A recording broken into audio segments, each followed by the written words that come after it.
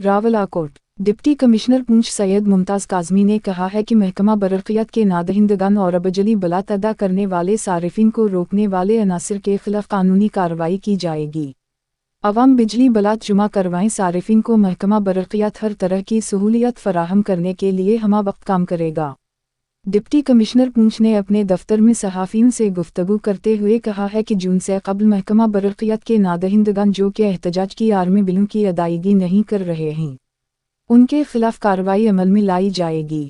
उनका मज़ीद कहना था कि आज़ाद कश्मीर के मुख्तलिफ अज़ला में शहरी बलात जुमा करवा रहे हैं जिनकी शरह 60% से ज़ायद है, जबकि इसके बरअक्स ज़िला पूंछ में शहरियों को बिलों की अदायगी से ज़बरदस्ती रोका जा रहा है, जो काबिल कबूल नहीं है। इन्होंने कहा कि ऐसा मुमकिन नहीं है कि बाकी अज़ला के सारिफिन बिजली के बलात दें और पूंछ में फ्री बिजली इस्तेमाल की जाए। उनका मज़ीद कहना था कि हुकूमत और एक्शन कमेटी का मुज़ाकराती अमल जारी है, लेकिन किसी को एहतजाज की आड़ में दुश्मन के एजेंडे पर अमल पैरा होने की इजाज़त नहीं दी जा सकती। अफसोसनाक बात है कि कंट्रोल लाइन के साथ गुब्बारों में बिजली के बलात बांधकर दूसरी जानिब जो पैगाम दिया गया है वो रियासत के नुकसान में जाता है। हम एहतजाज की आड़ में रियासत दुश्मन अनासिर को ऐसा नहीं करने देंगे।